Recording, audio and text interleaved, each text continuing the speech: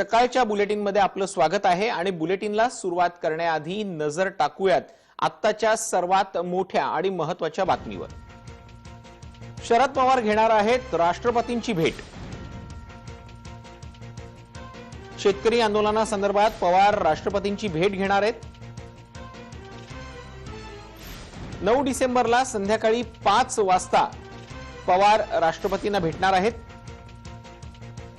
दिल्लीत सुरू असलेल्या शेतकऱ्यांच्या आंदोलनाला पाठिंबा देण्यासाठी आणि तोडगा काढण्यासाठी शरद पवार राष्ट्रपतींची भेट घेणार आहेत। या भेटीतनं केंद्र सरकारची कोंडी करण्याचा प्रयत्न सुद्धा असणार असल्याचं समजतंय।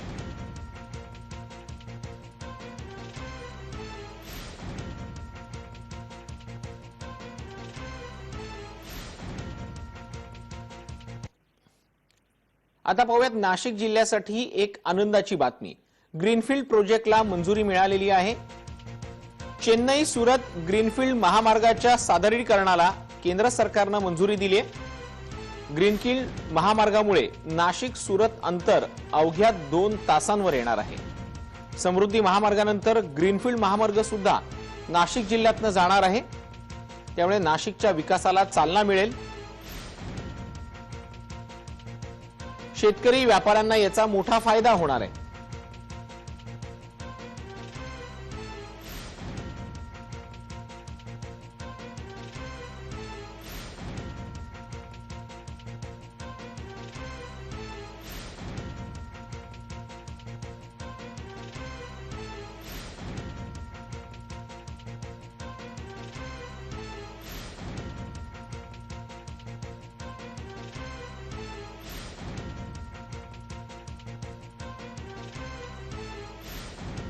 चेन्नई सुरत ग्रीनफील्ड महामार्गाच्या सादरीकरणाला केंद्र सरकारने मंजुरी दिलेली आहे। चेन्नई ते सुरत हा ग्रीनफील्ड महामार्ग आता नाशिक जिल्ह्यातून जाणार आहे। यामुळे नाशिक जिल्ह्याच्या विकासाला दुहेरी चालना मिळणार आहे। याचं कारण असं की या आधीच समृद्धी महामार्ग हा सुद्धा नाशिक जिल्ह्यातून जातो आहे। या समृद्धी महामार्गामुळे मुंबई ते नागपूर अंतर अवघ्या 6 तासात कापणं शक्य होणार आहे। तर दुसरीकडे चेन्नई सुरत ग्रीनफील्ड महामार्गामुळे नाशिकचा विकास आता मोठ्या प्रमाणात होऊ शकतो। नाशिक ते सुरत हे अंतर अवघ्या 2 तासांवरती येणार आहे। याचा फायदा नाशिक जिल्ह्यातल्या शेतकऱ्यांना आणि व्यापाऱ्यांना होणार आहे।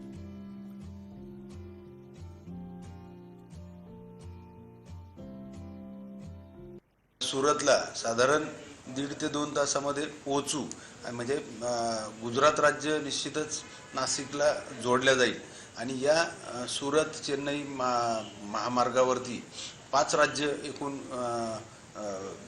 5 राज्यांना त्याचा लाभ त्या ठिकाणी होईल आणि मला असं वाटतं का त्यामुळे आपल्या सर्वच या पूर्ण अंतरामध्ये येणारे सर्वच शहरांचा विकास त्या ठिकाणी होईल।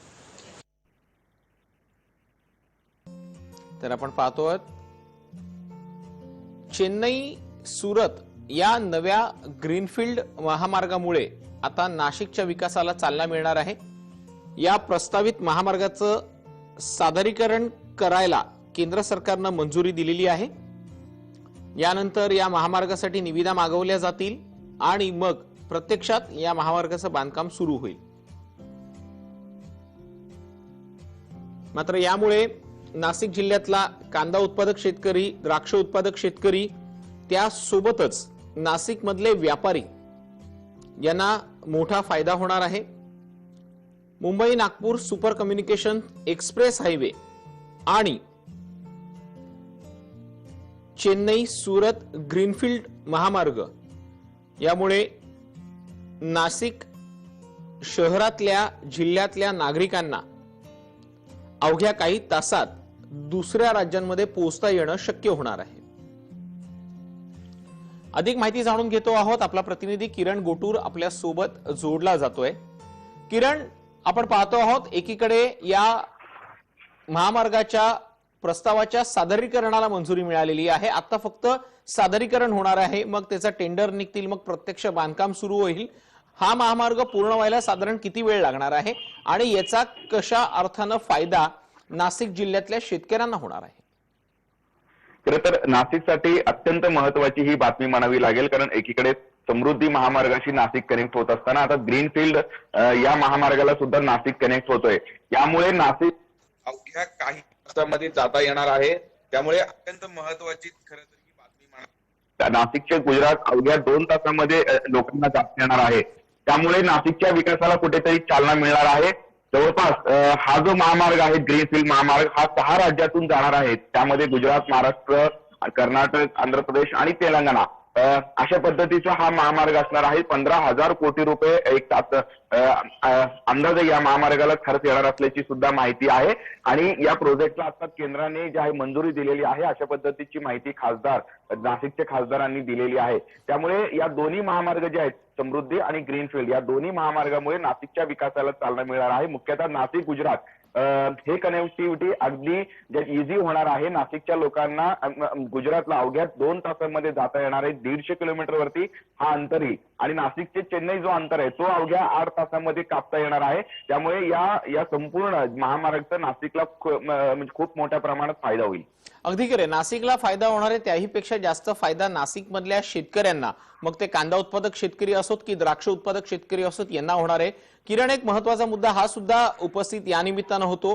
पर्यटनाला चालना देण्यासाठी वेगवेगळे उपक्रम सरकारच्या वतीनं राबवले जात आहेत. मात्र अद्यापही दुर्गम ग्रामीण भाग आहेत ते जोडले जात नाहीत. मात्र इथल्या नागरिकांना अवघ्या काही तासात गुजरात गाठणं सहज शक्य होणार आहे.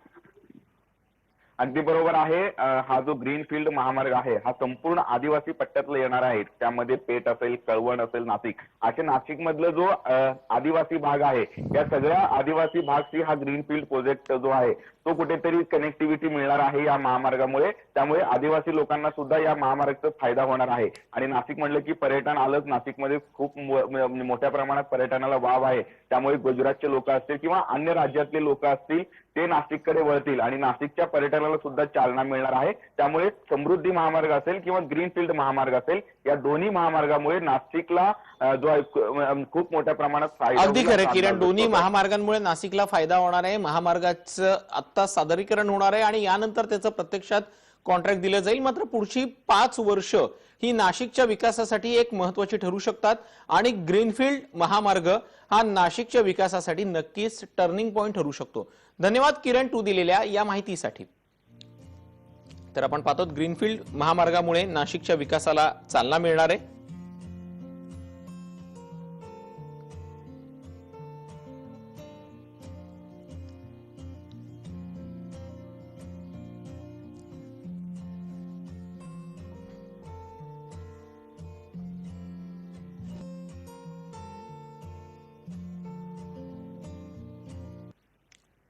आता पाहूयात पुढची मोठी बातमी. राजधानी दिल्लीतनं बातमी येते आहे दहशतवाद्यांच्या संदर्भातली. दिल्लीत 5 दहशतवाद्यांना अटक करण्यात आलेली आहे. दिल्ली पोलिसांच्या स्पेशल सेलनं या दहशतवाद्यांना अटक केलेली आहे.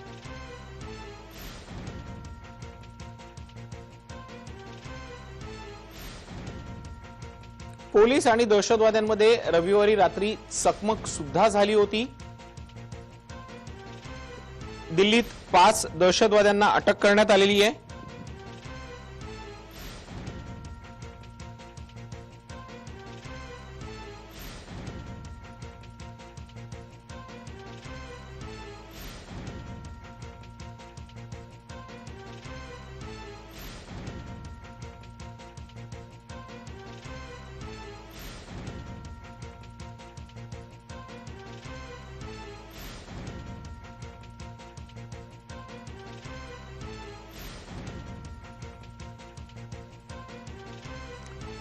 दहशतवाद्यांकडून शस्त्र आणि कागदपत्र सुद्धा जप्त करण्यात आलेली आहेत.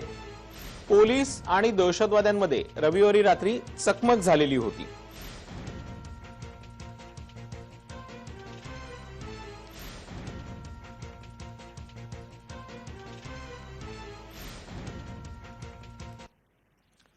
आता पाहूयात बातमी कांदा उत्पादक शेतकऱ्यांच्या संदर्भातली. कांदा उत्पादक शेतकऱ्यांच्या अडचणी अद्यापही कमी होताना दिसत नाहीये.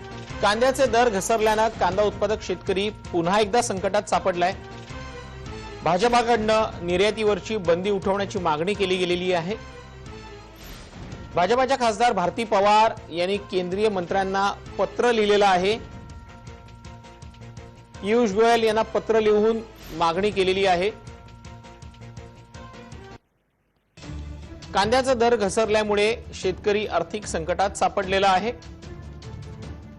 केंद्र सरकारनं कांद्यावर लादलेली निर्यात बंदी हटवावी अशी मागणी आता भाजपाच्या खासदार भारती पवार यांनी केलेली आहे।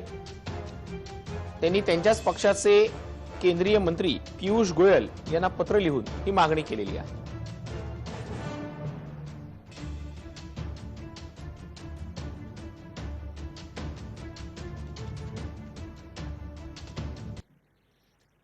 गेल्या अनेक दिवसांपासून देशातले शेतकरी आक्रमक झालेले आहेत।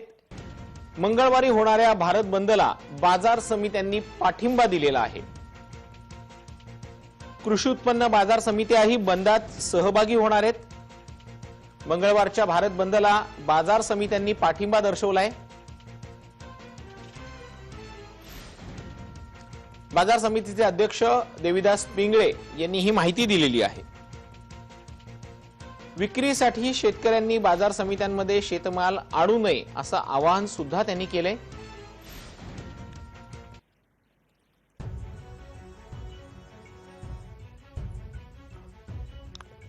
मंगळवारी होणाऱ्या भारत बंदला आता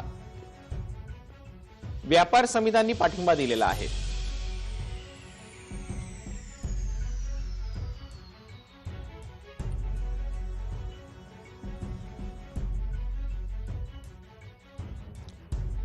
सरकारने केलेल्या कृषी कायद्यांच्या विरोधात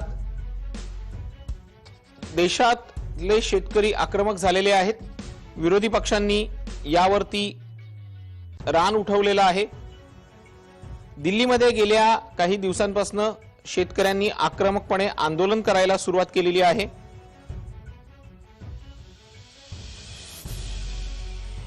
दिल्लीतल्या या शेतकऱ्यांच्या आंदोलनाला आता राज्यातल्या शेतकऱ्यांनी समर्थन दिलं असतानाच बाजार समित्या सुद्धा या संपामध्ये सहभागी होत आहेत। बाजार समित्यांनी शेतकऱ्यांना शेतामध्ये किंबहुना शेतातलं धान्य हे बाजार समित्यांमध्ये घेऊन येऊ नये, शेतमाल सुद्धा बाजार समित्यांमध्ये विक्रीसाठी आणू नये अशी विनंती केलेली आहे। अधिक माहिती जाणून घेतो आहोत। आपला प्रतिनिधी किरण गोटूर पुन्हा एकदा आपल्या सोबत जोडला जातोय। किरण, शेतकऱ्यांच्या आंदोलनामध्ये शेतकऱ्यांचा फायदा व्हावा अशी सगळ्यांची इच्छा आहे, मात्र दुर्दैवानं यात सुद्धा राजकारण होताना दिसते। एकीकडे केंद्र सरकार म्हणते केलेले कायदे हे शेतकऱ्यांच्या फायद्याचे आहेत। सत्ताधारी पक्षातले किंबहुना एनडीएतले काही घटक पक्ष जे आता एनडीएतनं बाहेर पडल्यात आणि विरोधी पक्ष हे या सरकारी कायद्यांच्या विरोधात आहेत। यातनं शेतकऱ्यांचं नुकसान होतंय असा दावा ते करतायत। आणि दुसरीकडे आता बाजार समित्या सुद्धा या बंदला पाठिंबा देत आहेत। मात्र या सर्व प्रकारामध्ये नुकसान शेतकऱ्यांचंच होणार आहे। अगदी बरोबर आहे। खरं तर उद्या भारत बंद आहे आणि या भारत बंदला अनेक वेगवेगळे संघटना जे आहेत ते पाठिंबा देत असताना आता राज्यातले सुद्धा जे मार्केट कमिटी आहे त्या मार्केट कमिटीकडून सुद्धा या बंदला पाठिंबा देण्यात आलेला आहे। त्यात मुख्यतः नाशिक कृषी उत्पन्न बाजार कमिटी जी आहे त्याही मार्केट कमिटीकडनं बंदला पाठिंबा देण्यात आलेला आहे। आपल्याला माहिती आहे की नाशिक मार्केट कमिटी हे खूप मोठं मार्केट कमिटी आहे। रोज लाखो टनांचं भाजीपाल्याचं लिलाव इथे पार पडत असतात। कोट्यवधी रुपयांचा व्यवहार या सगळ्या माध्यमातून पार पडत असतो। पण उद्याच्या भारत बंदला जे कृषी कायदा आहे ते कृषी कायद्याला विरोध करण्यासाठी दिल्लीमध्ये आंदोलन सुरू आहे आणि त्याच आंदोलनाच्या एक भाग म्हणून जे उद्या भारत बंदची हाक देण्यात आलेली आहे आणि त्या बंदला आता नाशिकमधले मार्केट कमिटी सुद्धा हे पाठिंबा दिलेले आहेत। आणि आपल्याला माहिती आहे की या म्हणजे राज्यातल्या अनेक मार्केट कमिटीवरती काँग्रेस राष्ट्रवादीची सत्ता आहे आणि हे सगळे असताना ज्यात उद्याच्या भारत बंदला पाठिंबा देण्यात आलेला आहे त्यामुळे सगळे व्यवहार हे ठप्प होणार आहेत। त्यामुळे आता उद्याचा बंद कशा पद्धतीने होतो ते यशस्वी होतो का ते सगळं बघणं महत्त्वाचं असणार आहे। अगदी खरं किरण, तू सांगतोयस त्या पद्धतीने मार्केट कमिटीने या बंदला पाठिंबा दिलेला आहे। यामुळे आता शेतकऱ्यांना मार्केट कमिटीमध्ये शेतमाल घेऊन येऊ नये असं आवाहन केलेलं गेलेलं आहे। मात्र यात नुकसान शेतकऱ्यांचंच होतंय। मात्र दुसरीकडे हा बंद कशा पद्धतीने होतो हे सुद्धा पाहावं लागणार आहे। धन्यवाद किरण, तू दिलेल्या या माहितीसाठी। तर कृषी उत्पन्न बाजार समित्यांच्या भारत बंदला सुद्धा पाठिंबा दिलेला आहे।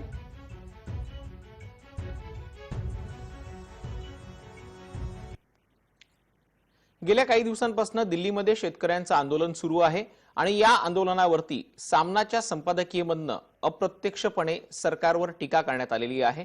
पाहुयात सरकारवरती काय म्हटले सामनाच्या संपादकीयमध्ये। शेतकऱ्यांना आंदोलन करण्याचा हक्क आहे, त्याच हक्काने ते दिल्लीत ठामपणे आंदोलन करीत आहेत। त्यांना जे कृषी कायदे जुलमी वाटत आहेत ते मागे घेण्यात सरकारलाही कमीपणा वाटण्याचे कारण नाही, किंबहुना तो मनाचा मोठेपणाच ठरेल। प्रकाश सिंग बादल, शरद पवार यांच्यासारख्या शेतकरी नेत्यांशी चर्चा करण्याचे सौजन्य या कठीण काळात दाखवले असते तर आजची कोंडी थोडी सैल झाली असती। शेतकऱ्यांशी चर्चा करणाऱ्या सांकाम्यांना याचे भान नाही। आजची परिस्थिती बिघडत चालली आहे, ही सरकारच्याच कर्माची फळं आहेत।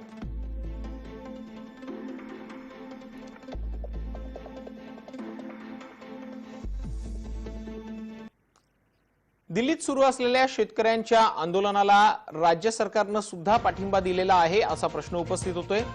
शेतकऱ्यांच्या आंदोलनाला शिवसेनेनं पाठिंबा दिलाय का?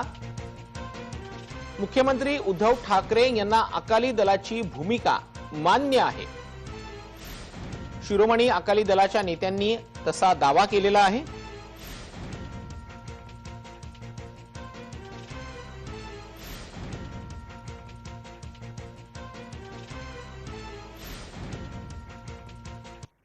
माननीय सीएम महाराष्ट्र ने कहा है कि जो श्रोमणी अकाली दल की सोच है वो ही शिवसेना की सोच है, वो ही महाराष्ट्र सरकार की सोच है और इकट्ठे होकर हम स्ट्रेटजी बनाकर ये सब बातों पे आगे बढ़ा। एकीकडे केंद्र सरकारने केलेले कृषी कायदे रद्द करावेत यासाठी विरोधक आक्रमक झाल्यात, तर कुठल्याही परिस्थितीमध्ये कृषी कायदा रद्द होणार नाही।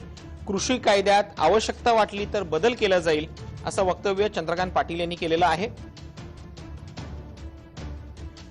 तर केंद्र सरकारला कृषी विधेयक मागेच घ्यावं लागेल असा इशारा स्वाभिमानी शेतकरी संघटनेचे नेते रविकांत तुपकर यांनी दिलेला आहे।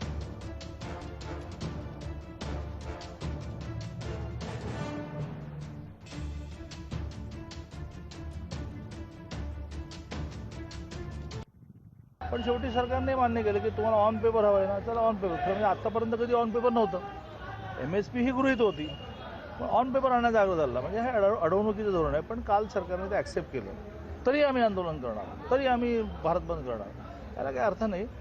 त्यामुळे सरकार सामान्य शेतकऱ्याच्या हितासाठी हा केलेला कायदा काही केल्या रद्द करणार नाही। त्याच्यामध्ये ज्या करेक्शन्स आहेत त्याला सरकार तयार झालं आहे। चंद्रकांत दादांना मला एकच सांगायचं आहे की शेतकऱ्यांची मागणी आहे की कृषी विधेयक मागे घ्या। हे कृषी विधेयक आम्हाला आत्महत्येस प्रवृत्त करणार आहे। कॉर्पोरेट कंपन्यांच्या दारात नेऊन भिकेचा कटोरा शेतकऱ्याच्या हातात तुम्ही देणार आहात।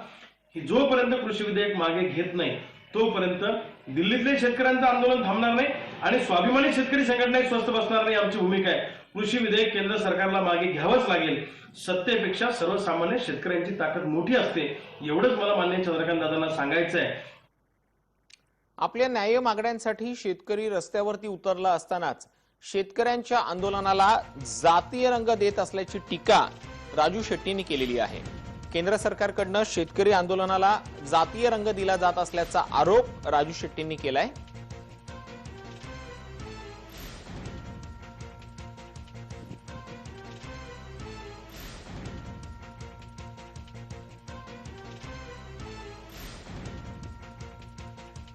याच आंदोलनाला वेगळा कलर द्यायचा प्रयत्न केंद्र सरकार करतंय।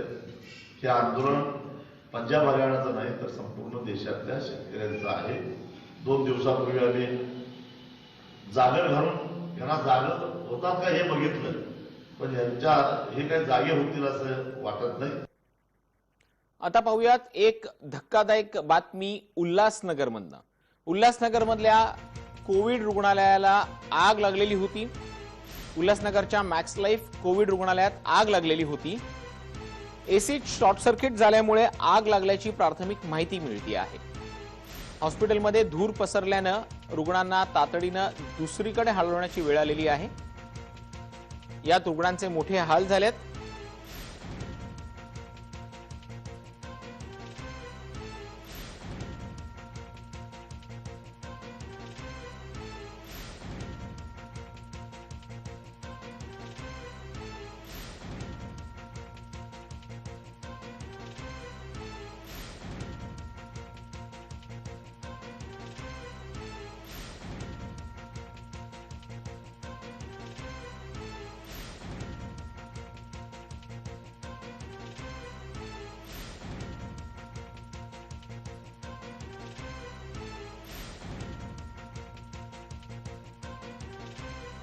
हॉस्पिटलमध्ये धूर पसरल्यानं कोविड रुग्णांना दुसऱ्या रुग्णालयात तातडीनं हलवण्यात आलेलं होतं. यात रुग्णांचे मोठे हाल झालेले आहेत.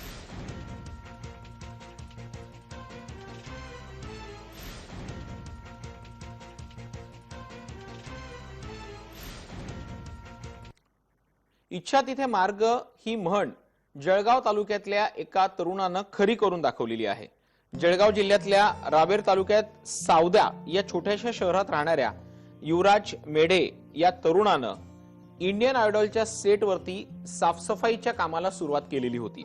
मात्र हे काम करत असताना या इंडियन आयडॉलच्या 12व्या सीझनमध्ये त्यांनी ऑडिशन दिली होती आणि विशेष म्हणजे हा तरुण 15 अंतिम विजेत्यांमध्ये निवडला गेलेला आहे.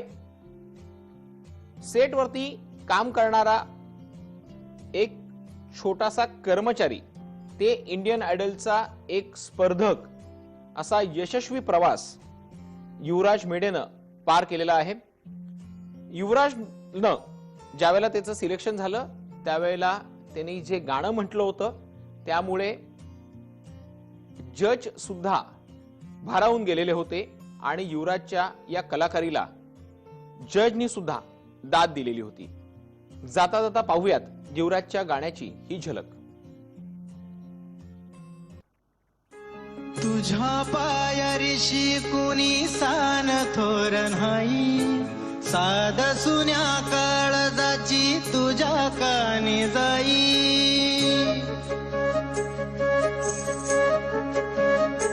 हे तरी देवा सरनायो भोग कशा पायी, हरवाली वाट दिशा अंधारल्या धाई. वाळून उधळतो जीव माय बापा, वनाबायो उरी पेटला. खेळ